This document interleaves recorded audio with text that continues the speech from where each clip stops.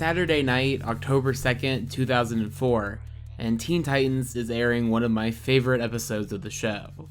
22 minutes of some of the grittiest stuff the series would ever do, following one of our protagonists as he becomes unknowingly under the influence of a foreign chemical agent, and in the process, hurting those he cares most about. It's kind of fascinating that a show that was willing to be a bit zany even in its most serious moments prior to this would stick to pretty much portraying the situation with all the horrific detail that it deserved. A character who's lost both the trust of their friends as well as control over his own body. It's even more fascinating, however, that 4 weeks later, the show would do all of that again. Episode 3-5 Haunted and 3-9 The Beast Within are strikingly similar episodes both in tone and subject matter, to the point where it's somewhat hard to believe that it could possibly be a coincidence. Kind of impossible to believe, actually. Even when watching Haunted for what was conservatively the dozens or so time, each line coming to mind before actually being said, I still found myself shocked by just how kind of horrifying this episode is. Unlike its counterpart for the sake of this video, Haunted doesn't reveal its chemical side until the very end, leaving the audience on a first watch to believe that Robin has simply lost it. Besides just hallucinating Slade, he's also become uncharacteristically aggressive, first barking orders a bit harsher than usual, then physically grabbing and berating Starfire, and finally threatening to, quote, take out his concerned teammates. This behavior is met by quick and decisive action from his friends, literally restraining him in the dark and discussing what steps need to be taken in order to make sure this is no longer an issue. But what is actually physically happening to Robin is a relatively small part of these 22 minutes, as it's his discussions with Slade that completely take over the episode. Of course, however, these conversations are not actually with the currently probably deceased villain, but instead between the part of Robin who's worried that he isn't doing enough to stop the type of devastation his friends have gone through as a result of his inability to stop Slade, and the part of Robin who's sure that he isn't. As is perhaps easiest to tell when reading the dialogue instead of listening to bits and pieces of it interspersed with action, the conversation between these two doesn't really make any sense. Slade vaguely mentions quote-unquote cloaking technology as the reason why nobody else can see him, Robin magically knows where the generators are despite never being told, and most critically, the past encounters between the two are described as great defeats of Robin, when really they ended with Slade first embarrassed and then permanently taken out, at least as permanently as possible. Undeniably though, this irrationality is kind of the point. These chemicals that both the protagonist and the audience haven't yet been made aware of is causing these emotions about the past, this part of Robin who believes that he's the reason that his friends almost died and he's at fault for Tara's fate, to become all the character is. Robin is no longer the team's leader, the person his friends rely on to help them through emotional ups and downs. All he has become is the reason for their suffering, and the one most determined to make that suffering stop. Despite what the intro to this video may have implied, there is quite a bit that sets The Beast Within and Haunted apart. For starters, whereas Haunted has like 4 jokes total, The Beast Within has a mostly comedic first third or so. Additionally, the chemicals featured in this episode are much more apparent, with Beast Boy seen quite clearly interacting with them, and even the characters in this episode, outside of its protagonist of course, immediately accepting that they are probably the reason for the change in their friend. What these two episodes do have in common, however, outside of just their subject matter, is an overwhelming, suffocating sense of dread, both for what our focused Titan may do next as a result of the foreign entity that has forcibly entered his system, and for the regret he'll eventually feel once he realizes what he has done. Just like Robin, Beast Boy's change also doesn't come out of nowhere, his increase in aggression coming from the part of him who's sick of always being made fun of, always being the goofy one in the group that no one takes seriously. And for the character now, with the chemicals in his system stopping the part of him who desires most to keep the peace, he only knows one way to make that humiliation stop. Internally for Beast Boy, this change starts as something that is entirely positive, a way for him to achieve happiness that relies little on anybody else around him. Taking what you want in the hunt for primal pleasure is something that notably takes little consideration. However, this neglect of his friends quickly takes a toll on what's left of the beloved version of the character, ending the night haunted by who he has become, horrified by the things he has done. More so than Robin, there is a moment in this episode where Beast Boy seems to realize the true extent of what is being done to him, this involuntary urge to release the part of himself that he hates most, the beast within.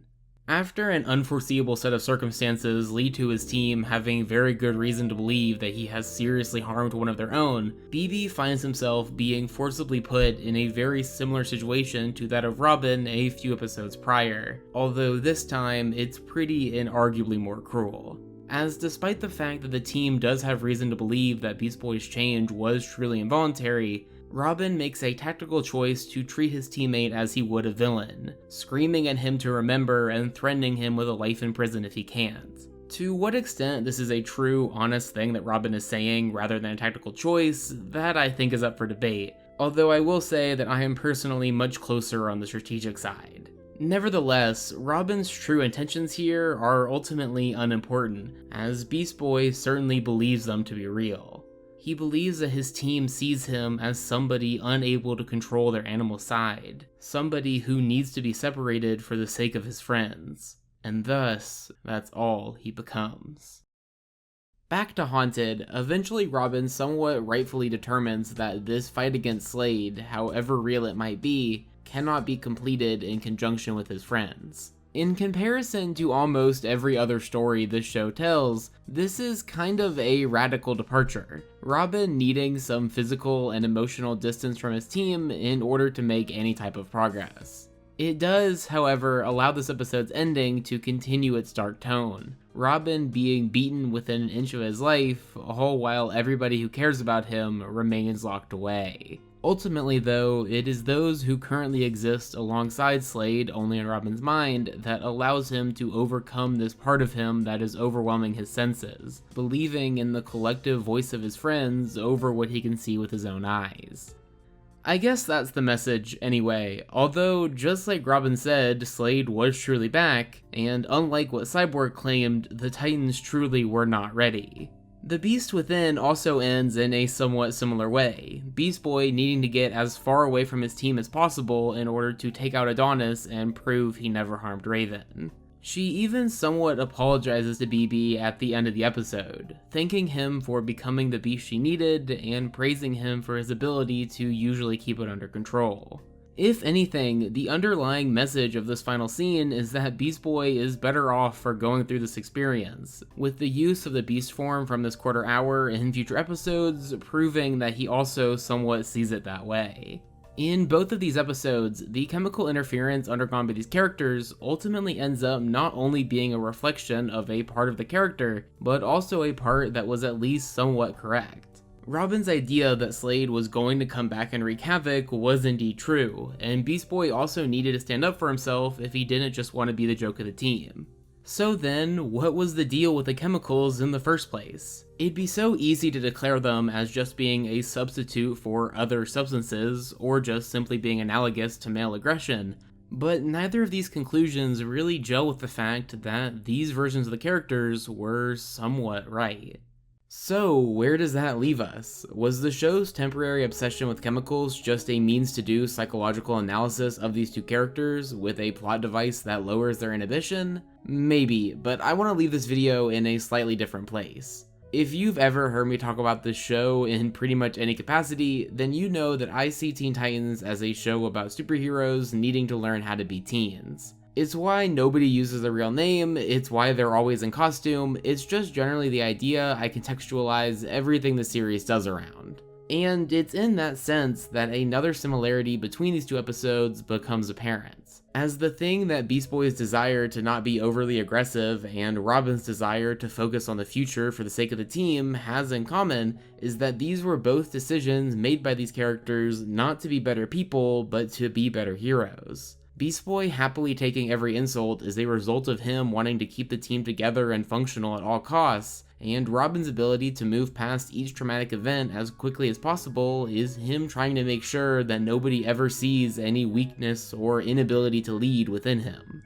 And sure, when the chemicals force these characters to take these traits all the way to their opposite extremes, we get horrific results. But it's not a coincidence that both crazed versions of the Titans were, in part, right. Of course, nobody would ever argue that the Robin and Beast Boy who physically threaten their teammates are the better versions of the characters, but I do think that the more complete version of these two that we see later in the series benefited from their time without inhibition. Their time in which they were forced to see what life would be like if the team wasn't their number one priority, taking what little good they could out of what was still an undeniably horrifying experience. Anyway, that's about it for me. Thank you to anybody who made it to the end of yet another video indulging in my love for this show. If you want to see me talk about other cartoons that apparently exist, I'm over on Blue Sky approximately 12.3 times a week. But either way, this has been AmpleSamuel, and I'll see you in future Ample. Please don't forget to enter a unit of time here. Thanks for watching.